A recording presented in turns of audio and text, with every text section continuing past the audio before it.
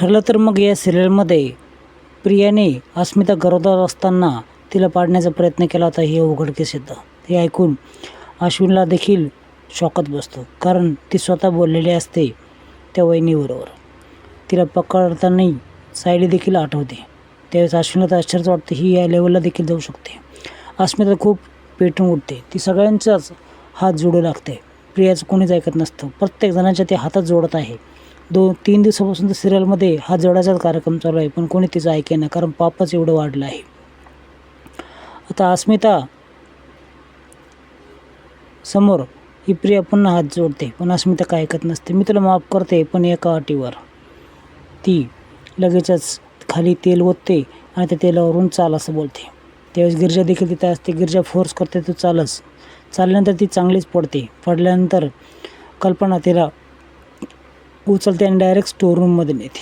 आता खरं तर तिला बाहेर काढून दिलं असतं, पण ती स्टोअररूममध्ये राहण्याच्या प्लॅनिंगवर ठाम असते. कारण स्टोअररूममध्ये राहून देण्याचा प्लॅन हा अर्जुन आणि सायलीचा असतो.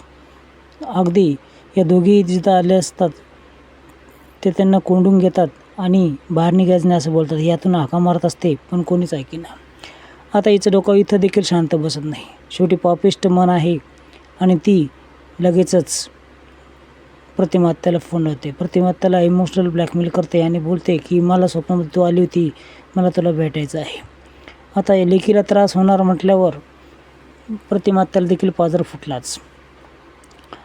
ठीक आहे म्हणते, रविराज गेला, मी बोलून गेल तुला असं बोलते.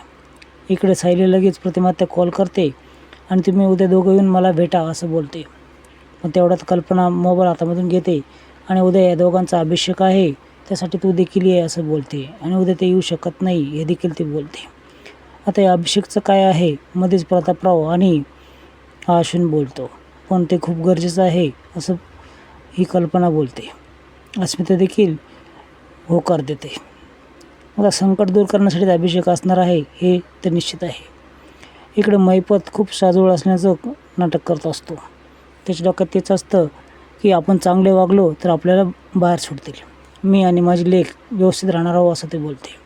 इकडे मोजकेच भांडे आणि स्टोव हे विमल आणून देते प्रियाला. तिला तर स्टोव देखील पेटवता येत नसतो, तर देखील छोटेसे तांदूळ आणि थोडंसं किरकोळ सामान एवढं तिला देण्यात येतं आणि ती स्वयंपाक करताना हे दोघं हसत असतात. आता पुढच्या एपिसोडमध्ये खरी अग्निपरीक्षा होणार आहे. प्रतिमा त्याला आग लागते आणि तेव्हा ही प्रिया वाचवायला जाते का नाही याच्यावरून परीक्षण होणार असतं की तिची लेक ती आहे की नाही.